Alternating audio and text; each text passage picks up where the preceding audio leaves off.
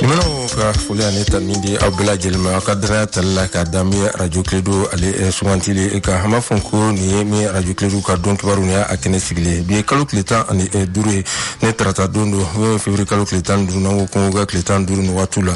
don kibaru kene ka sa hama fonko ni watula mi kala ban kura ko fi no siram kon be no do na talo na foko tare ba bulugon ni simba man watila wala sa abaro na se ka ke chugomina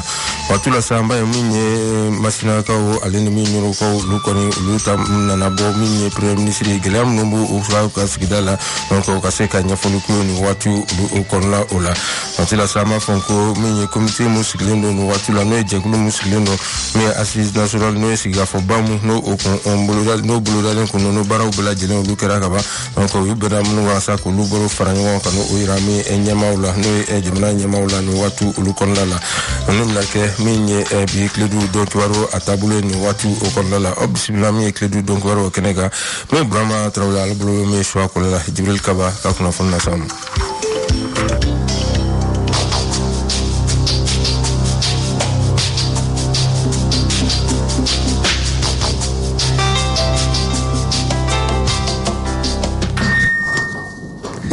afo ka awal mando ina fanya fa kuna funu damne la chugomna kadana talla ka damie radio Kledo alikani watu ulukon lala matila sama fonko mi kalaban kura ko lu ofino watu kon lala mi esiramu be no na fama ko route 127 no watu lu kon lala sa mi edo ko temelena no ko koni en la jere bake wala sa mi gelamu be mi esranka no ko seka barabulu seka double chugomna wa sami anga nyama munube no anemi sigidala mamunube no watu lu korla la sa onko ni siga fon bela jire o temelen ko fe on sa anga siriki dambele anga aleka kuma ko na menale remi je kulum no madoy ni ngoni dotiga 1975 na fwa alisa anga ni frabatren atega la anga na kuma munu mabe mbafa tugutige mo tuguti eka karte fando ko sa de karte do ewa ni manikodo amba fo on foye mali nta du ko la sa mo do fara ta du ko la uli de trust ko ba fo jande ma ko trust ko karte ala ba ko ko sen karte do ko sen ye bo ma ko karte do bo ma ko ire mali ni ma ro anga frabatren na fwa ko ni israila mo la kanida imagine kali ko ni te bomo ko siraba do taxi tugu ka fo ante na quartier kono bomo ko quartier kono ko sira mai anni police na intervention na menta ni sira do ni bingali kala no menta ko da sale police ba se ante ta do mo amble ni yake ire ni ma ke fena abana an sika so kono fente an da sote ante se ka jo an se ko enwe am ko le ke siraba de glanina depuis 2014 am na ta yoro am de siraba pere ko du kuma de fo an ni ba fo na ko kuma de kala ban bolo mo mo mo commencer à regarder au bas beaucoup nous va travailler des fois alta ko mo ko kala ma o yi kala ko yo kala ko do restra grana mo ko so la kala sra de garantie amo sra na garantie mo ko ba la fa amo ngaka la kete na ma fa sra me falima andra me to na se si no ma passer tellement de bois de travail na ameka sra da trazo mo ko ka so ke na ko na ka dibe do ko fina da ba sra ani waru mba mo ka do musakala mo mo no fina ba ni mangeke amo do ame mu fo ka ban kawi mere siraga mede diskibe siraga gorom siraga ipo ka gudron tige kata ateda ani mo kata ke siraga ko tra be gudron ko lu ko sana awya ko be ante ka langa ya amba fie tuti meru ka representant be sire ku ka representant be salu ka fo ameka journaliste ka ameka chenige ne ya jate ni mu mata politique mo wale o be ni mu maka kuma be la bae o be ni mo mo fa yo kata di position ni autorité ma e ka kuma kan sidamne duti de malabe etana ambo to krefe men na ambora zenna atita dugo anshila deleni pata memu da tina kanima am se aka toli dugo mana tra ki ka mo de no ko ba do bi bo ne kala ban kantela ki ka ta tigi ne ku ato ba to ta do ta tigi ba fo ale tisira ni sira fe tani ka bo ba do da ko sira me e so e du ba ko da sira do ya o ta sira dane do mo do ta sira gla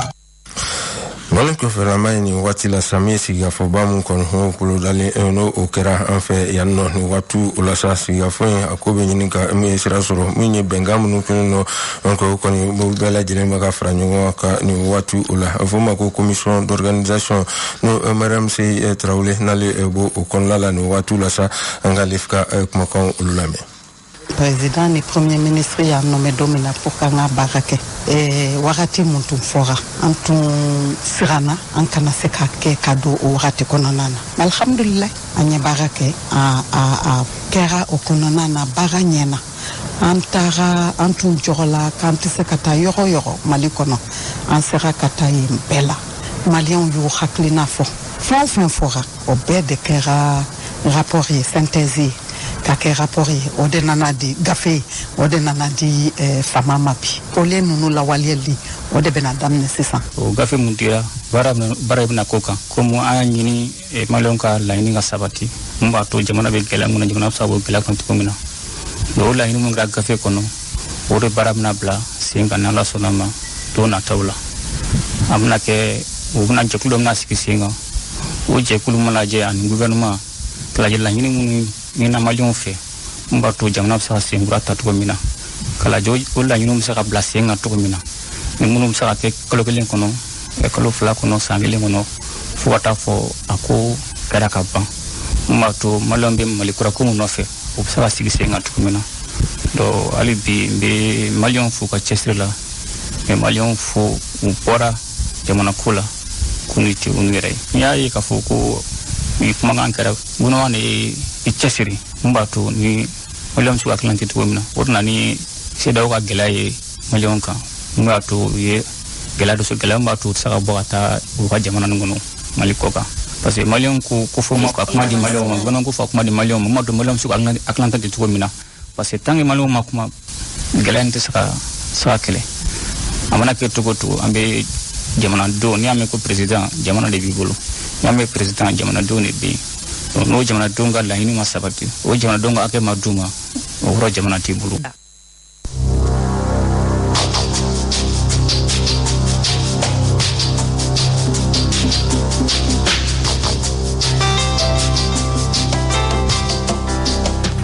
kene ko osira o kanu watila sa anga mamungo nulu kumbonimbu unul boro usigida ulula ni watu ula mami ministeri mkoni nyashini numi kene ko mahali koni bora no kunugo kata anyeda kwani watu ulukon lalasa nko kumnu kon lalasa minye jaminatu osangare nale ministeri mnyashini ndo nko kene ko ma angalika kuma kaunami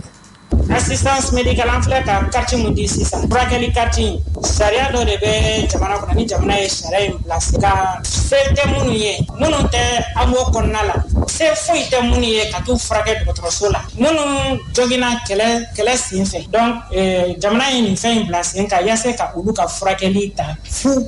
be frake fu o konnala mo ko munun be do konnala ake de bala dambe ala fene donc abna fosi sa mo anye kati de monoma sa ba konna la ka situation be se ka yelema amba ala de dele wala ka bon situation na ikasi yere koro ni sera yere koro itogo be bonina ibise kata du amola walma rami umbe sala la kana jamana kono dembe bola o yeka be de frake ka mo ko subandi kanye ku to sebe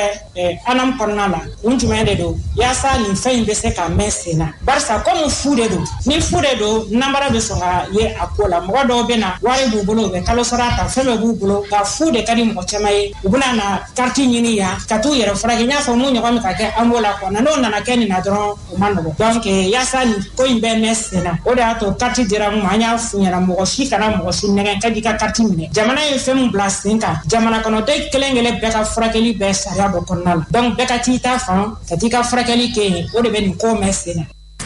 watila sa projet mbe no sano e chakera mbe no ila du metre olma u konla la sa ulu kanu ka barakunche unu ko buluda wati temelena anu u de meba no ko de meba tima unu mbe no ko we hakli jaraboke me bara kuncheli o sira o ka ni watu ula o ka enyema mbe no sa no ye mi sani njai angaleka kuma kono me nalere mi coordinatrice nkula mi fanta jekte anyiniga projet Laydu Metri projet mbe Mali ye Laydu munuta demsanu ka hake kan bange kene okum konnana projet Laydu Metri bo hake la kolashi anga jamana nyemo fe pour ko kasteka hake nunu wali atugo amna donc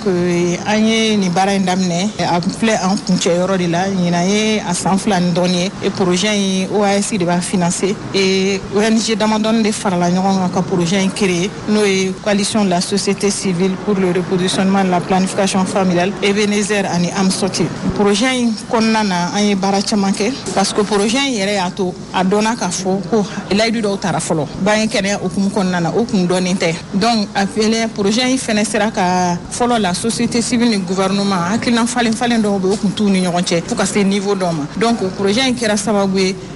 société civile minnu bɛ da don jamana ɲɛtaga kuma na u bɛ se ka jamana ɲɛmɔgɔw lasigi k'a fɔ a y'a fɔ k'aw bɛ nin kɛ aw m'a kɛ mun na aw b'a kɛ projet in sera k'o cadre créer projet in sera k'a to fɛnɛ diɲɛ bɛɛ y'a dɔn k'a fɔ ko Mali ye layidu ta denmisɛnninw ka kɛnɛya hukumu kɔnɔna na bange kɛnɛya kan parce que projet wɛrɛw bɛ yen mun bɛ layidu jateminɛ kɛ mais layidu denmisɛnninw ka kɛnɛya bange kɛnɛya hukumu kɔnɔna na Mali de fɔlɔfɔlɔ y'a kɛ donc a sera ka o fɛnɛ opportunité di Mali ma an bɛ to ka participer wagati ni wagati lajɛrew la yɔrɔ minnu kɛ Mali kɔfɛ ka se ka taga ni Mali kuma ye ka se ka se a yira diɲɛ mɔgɔ la k'a fɔ an ye baaraw camanw boloda an ye baaraw fɛnɛ kɛ mun y'a to mɔgɔ dɔw bɛ olu sera ka faveur dɔw sɔrɔ an ye baara caman kɛ i b'a fɔ lujuratɔw parce que loi dɔw votera donc coalition ye baara camanba de k'a kɔnɔna na projet in yɛrɛ kɔnɔna parce que layidu dɔ de kun na kuma layidu minnu su ani an y'a fɔ an ka kuma na direction générale de la santé et de la reproduction o kun tɛ Mali bolo a bɛ presque Afrique jamana bɛɛ bolo Mali kun y'a layidu ta donc an sera ka lajɛrew kɛ ka hakilina falen kɛnɛ an ka jamana ɲɛmɔgɔw la u y'o o direction dayɛlɛna sisan fo directeur nommera fo baaraw daminɛna. Le Conseil national du patronat du Mali ale kɔni ko a dayɛlɛla waatiw la sa min ye a fɔ ma n'o ko nɛgɛ o kɔni o dira min ye baarakɛlaw ma n'o ye administration mɔgɔw ma fɔlɔ ko provisoire fɔlɔ nin waatiw la sa yanni kow bɛɛ lajɛlen ka sigi min ye sen kelen o kan ka se ka a kow bɛɛ lajɛlen bila min ye sen kelen kan nin waatiw la kunnafoni kɔni dira bi min ye Boubacar H Diallo ale fɛ a kelen ka kunnafonidilaw wele k'olu lasigi ka ɲɛfɔli k'u ye nin waatiw kɔnɔna la an ka Boubacar H Diallo an ka kumakanw lamɛn min ye Kasim Traoré ka kuma bara la. An bɛ fɛ fana aw minnu ye journaliste ye aw ka an dɛmɛ ka tasuma nin faga an ka jamana a bɛ gɛlɛya kɔnɔ n'an y'a jateminɛ k'a fɔ ko crise mun bɛ jamana nin kɔnɔ o bɔra élection dɔ de senfɛ ka na kɛ nin koba in bɛɛ o ye mɔgɔ miliyɔn 20 ou bien mɔgɔ miliyɔn 8 vote ye mais mɔgɔ 155 vote fana o man kan ka kɛ jihadi ye ni ko wɛrɛ t'a kɔnɔ donc o de la an bɛ fɛ aw journaliste ninnu fana aw k'an dɛmɛ ni mɔgɔ fɛn o fɛn u bɛ fɛ ka fɛn wɛrɛ fɔ mun tɛ an ye mun fɔ yan ou bien ni mɔgɔ fɛn o fɛn n'i y'a ye k'a fɔ ko an ye mun fɔ yan ani procès verbal dɔ bɛ yan o bɛna tila journaliste ni ɲɔgɔn cɛ fɛn o fɛn mun b'a kɔnɔ mun fɔra aw ye n'aw y'a ye k'a fɔ ko an bɛ ka fɛn dɔ kɛ mun tɛ mun sɛbɛnlen filɛ nin ye aw y'an wele k'a fɔ n ye n'a y'a bɛ n wele journaliste n b'a kuma fɔ aw ye an kɔni tɛ se ka sɔn ka fɛn fɔ ou bien ka fɛn kɛ mun tɛ parti nin kɔnɔ jama bɛnna mun kan k'a fɔ ko administration provisoire bɛ baara ni mun kɛ ka mɔgɔ fara ɲɔgɔn kan joona an ka bɔ nin ko in kɔnɔ o de y'an ka baara ye mais ka bɔ o kɔnɔ ka taa kɛ mɔgɔ kelen ka mɔgɔ ye o tɛ an ta to ye n'aw y'o ye aw y'a fɔ aw ka journaliste aw y'a fɔ aw ka tila k'an yɛrɛ wele k'a fɔ k'an ka kuma fila tugu ɲɔgɔn na i ye nin fɔ bi ayiwa nin don kunu ye nin fɔ bi ye nin fɔ donc o ko bɛ kɛ cogo di an mɔgɔ fɛn o fɛn mun bɛ yan an tɛ fɛ ka sɔrɔ o kɔnɔ an b'a ladeli an kana ye o kɔnɔ fana donc n'i y'a ye mɔgɔ bɛ kɛlɛ la fɛn na kalo sara tɛ mun na bon i b'a sɔrɔ ko dɔ wɛrɛ b'a kɔnɔ n'an yɛrɛ si tɛ mun kalama la o de la an bɛ fɛ jama ka fara ɲɔgɔn kan an ka se ka nin ko in latɛmɛ joona ka sɔrɔ kalo fila kɔnɔ an bɛ se ka élection kura kɛ ni mun ye an ka mun kɛra patronat président ye o b'i bolo kɔrɔta yɔrɔ bɛɛ la bonya b'a kan a bɛ kuma an tɔgɔ la mɔgɔ t'a kɔrɔ fɔ ni problème mun bɛ mun bolo i b'o fɔ ni problème bɛ groupement mun bolo o bɛ t'o fɔ donc a bɛ ɲɛnabɔ jamana fana tɛna bila jamana ɲɛmɔgɔ fana tɛna bila position dɔ la tel que nin ko in filɛ nin ye n bɛna jɔn ni jɔn de wele n bɛna jɔn ni jɔn de wele nin ko in na jamana ka intérêt caman de bɛ ka tiɲɛ nin ko in na parce que dɔw bɛ yen u bɛ se ko dɔ la dɔw fana tɛ se o la mais n'an farala ɲɔgɔn kan an bɛ se ko caman na o de la an y'a lawuli an ka se ka fara ɲɔgɔn kan aw k'an dɛmɛ an ka kɛ jama fara ɲɔgɔn kan mɔgɔ ye.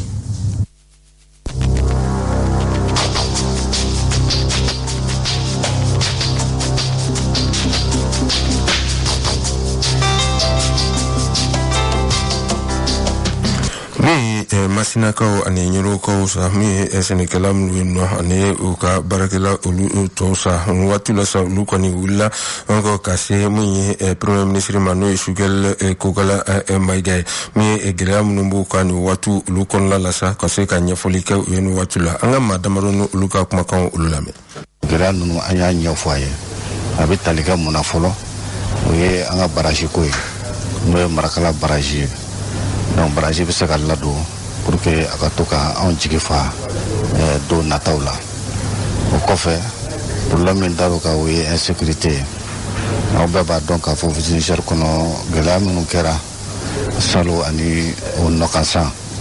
so gɛlɛya ninnu caman kɛra foro caman tora ye min ma se ka sɛnɛ foro minnu sɛnɛna sumaw ma se ka sɔrɔ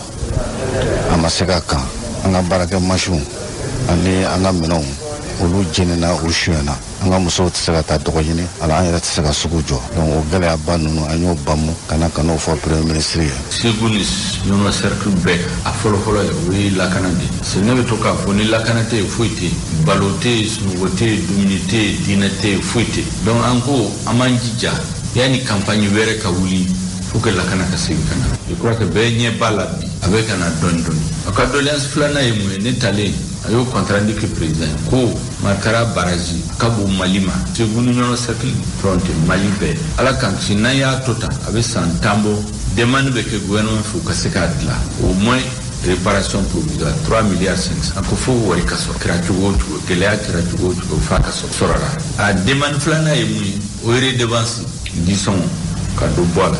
a naaninan o ye engrais sɔngɔ a y'a dɔn gouvernement bɛ cogo min na gouvernement i n'a fɔ butigi ni den caman b'a bolo bɛɛ n'i ka problème dɔ bɛ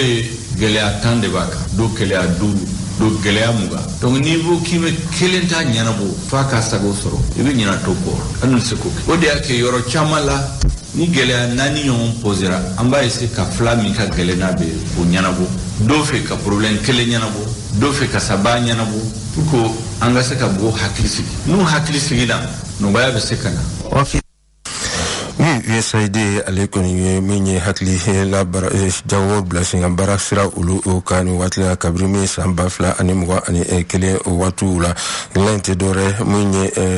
baarakɛ yɔrɔw bɛ se ka yiriwa cogo min na a bɛ fɔ ma ko dugukolo yɔrɔ minnu bɛ yen nɔ walasa dugukolo yɛrɛ bɛ se ka maaw bɛ se ka tɔnɔ caman sɔrɔ olu la cogo min na b'a dɔn waati dɔw la min ye yɛlɛma bɛ don min ye dugukolo ko olu o sira olu kan min ye sɔrɔ ta sira fɛ min ye sɛnɛ o sira o fɛ nin waati o kɔnɔna la walasa waati la sa min ye ministre mu yɛrɛ ɲɛsinin don ni waatiw baara olu ma walasa min ye o bɛɛ lajɛlen bɛ se ka ɲɛ sɔrɔ cogo min na donc min ye Moribo Keyita an k'ale ka kumakan olu lamɛn nin waati la min ye Kasim Tarawele ale ka kuma bara la. Américains ka dɛmɛ in b'an dɛmɛ pour que an ka se ka an ka dugukolo ani an ka jiw ani an ka mɔgɔ an ka se k'olu bɛɛ fara ɲɔgɔn kan ka baara kɛ pour que an bɛ min don an ka se k'o sɔrɔ ni mɔgɔ min tɛ se k'a yɛrɛ balo o tɛ se o ta ta yɛrɛ yɛrɛ an dun b'a ɲinina bi an ka dumunifɛn feere kɔfɛ de olu ye a kana an fɛ yan quoi n'u bɔra yan don min na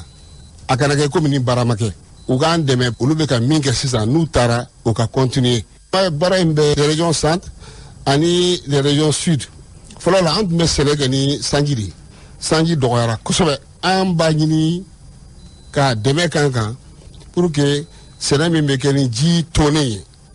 o ka se ka yiriwa an fɛ yan an dɛmɛ o la comme u bɛ yan déjà u b'an dɛmɛ kosɛbɛ ka irrigation de proximité ka ji kɛ ji minnu bɛ bɔ kulu la ka barrage k'o la k'olu minɛ pour que mɔgɔw ka sɛnɛ k'a la u b'an dɛmɛ u ka dɔ fara o kan n'o kɛra mɔgɔw bɛ se ka sɛnɛ kɛ wagati bɛɛ yanni sɛnɛkɛla ka sɛnɛ kɛ kalo 4 a bɛ sɛnɛ kɛ san kalo 12.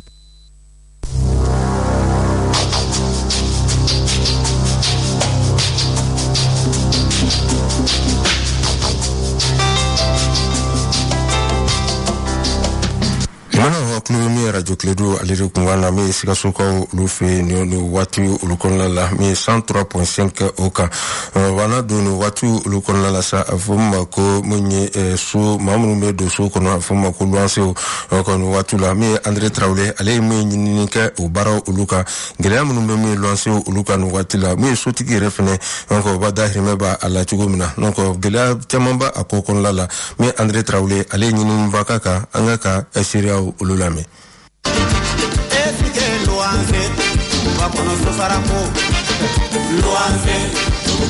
Mali jamana kono a jateminɛna k'a fɔ nafolobatigiw bɛ so caman jɔ ni ka sɔrɔ ka olu bila luwaze la. An bɛ waati min ko sisan mɔgɔ minnu bɛ si luwaze la olu de ka ca kosɛbɛ Mali jamana kɔnɔ. Sumela Kone ale ye sokow ɲɛnabɔ cakɛda min bɛ wele ko agence immobilière Takuwa ɲɛmɔgɔba ye. Ni ko so sara a bɛ dépend so jɔcogo la. So sara fana a bɛ dépend a bɛ quartier min na. E bɛ se ka so dɔ san Cité du Niger la. Cité du Niger ye quartier min a terrain ka gɛlɛn. Ni ko k'i bɛ yen appartement di hippodrome appartement prix la a bɛ gɛlɛya dɔɔni. Misaliya la deux chambres salon bɛ quartier de la 40,000 i b'a sɔrɔ a bɛ quartier de la 20,000 i b'a sɔrɔ a bɛ quartier de la 15,000 loyer ko bɛ o cogo la. Ka kɛ ni agence immobilière Takuwa ɲɛmɔgɔba ka ɲɛfɔliw ye ni san ta laban ninnu kɔnɔ so jɔcogo falenna kosɛbɛ Mali kɔnɔ. Tɔlisow kun ka ca so bétonnement tun man ca mais sisan i bɛ so dɔ ye Mali kɔnɔ bi i bɛ taa Europe i b'a ɲɔgɔn sɔrɔ ce qui fait que so jɔ évoluera ni so jɔ évoluera o bɛ na ni so prix cayalen sinon i b'a sɔrɔ so mun bɛ san 10 tɛmɛnen kɔfɛ mun bɛ di 1,500,000 mun bɛ di 2,000 mun bɛ di 3,000 pratiquement o so caman bɛ o cogo la chambre salon caman bɛ bi 8,000 u kun bɛ jɔ cogo min na fɔlɔ hali sisan a caman bɛ 8,000 9,000 10,000. Ni i ye Mali sosaraw ni farafina tilefɛ jamana caman taw saga ɲɔgɔn ma i n'a fɔ Côte d'Ivoire Sumela Kone ka ɲɛfɔliw la Mali sosara ka nɔgɔ kosɛbɛ ka tɛmɛ olu caman ta kan. An ka deux chambres salon bɛ 20,000 na Abidjan i b'a sɔrɔ quartier bɛ 70,000 80,000 a dɔgɔmani ye 50,000 an ka sokɔrɔ minnu bɛ yen o ɲɔgɔn minnu bɛ u ka kɛrɛfɛ quartier ninnu na ni an b'o so di i b'a sɔrɔ soden kelen yɛrɛ a n'a ɲɛgɛn 3,000 a cayalen 4,000 Abidjan o bɛ sara 12,000 13,000 donc tiɲɛ yɛrɛ la danfara belebele. Baba Traoré ni a ka denbaya ye waati jange luwaze la Bamako kɔnɔ a ye gɛlɛya caman sɔrɔ o de kɛra sababu ye ni a ye a seko kɛ k'a yɛrɛ tɔgɔla so jɔ a yɛrɛ ni ka yɛlɛma o kɔnɔ. An ka lamɛn. N'i bɛ jateminɛ kɛ Mali kɔnɔ i b'a sɔrɔ luwanse du kɔnɔ jama de bɛ a kɔnɔ ayiwa e n'i ka denbaya mana don o so kɔnɔ i bɛ gɛlɛya sɔrɔ musow yɛrɛ dama ni ɲɔgɔn cɛ gɛlɛyaw bɛ yen denw lamɔli cogoya fana la o ye gɛlɛyaba ye luwanse gɛlɛya sabanan fana ye min ye i tɛ i sagona so sɔrɔ Mali luwanse ko kɔni tiɲɛ na gɛlɛyaba de don maliyɛnw kan ni an ka jamana ɲɛmaaw bɛ se ka u hakili to an na walasa ka nin gɛlɛyaw ta ka bɔ jamana kɔnɔdenw kan tiɲɛ na o bɛ kɛ fɛn ɲumanba ye. Mali jamana kɔnɔ tuma dɔ hali ni wari bɛ i bolo o t'a to i ka so sɔrɔ ka yɛlɛma o kɔnɔ luwaze la o gɛlɛya bɛ lase musow ma siɲɛ caman minnu tɛ furu la ni sira min y'a kanu ka tɔgɔ to gindo la ale bɛ dɔw ɲɛfɔ an ye. Sotigi caman bɛ yen nɔ u tɛ sɔn ka so di muso gana ma donc n'i ye muso gana ye dɔrɔn u b'a fɔ ko ayi k'olu ka so tɛ se ka di muso gana ma mɔgɔ kelen-kelenninw de b'a di donc ari o la pour que i ka so sɔrɔ i bɛ obligé ka mɔgɔ de ɲini min bɛ taa contrat de bail signer a tɔgɔ la ni o tigi ye cɛlamɔgɔ ye maintenant filanan ye min ye o ye ɲini dukɔnɔdenw cɛla ye donc i bɛ taga sɔrɔ dukɔnɔna ko sɛbɛ caman bɛ yen nɔ a tɛ sara i la parce que mɔgɔw b'i lajɛ cogo suguya wɛrɛ la an ka société kɔnɔna ka musomani a kelen k'a b'a la ka yɔrɔ ta yɛrɛ ye u t'a ɲini k'a dɔn mun de y'a bila la mun nana n'a ye. Mɔgɔ minnu bɛ so ta luwaze la ni gɛlɛya caman bɛ olu kan i b'a ye k'a fɔ ko sotigiw yɛrɛ fana ni u ta gɛlɛya don professeur Seku Jakite min ye sotigi ye ale bɛ dɔw ɲɛfɔ an ye. Ni délai ye le 5 ye yanni ka le 5 se ni problème b'i la i kan ka wele sotigi wele k'a fɔ ou bien le 5 yɛrɛ mana se i kan ka wele k'a ɲɛfɔ a ɲɛna mais dɔw t'o kɛ c'est pourquoi mɔgɔ caman b'a préférer ka agence don a la ka 10% in to olu bolo mais pour que kuma caman kana tɛmɛ dans le cadre du recouvrement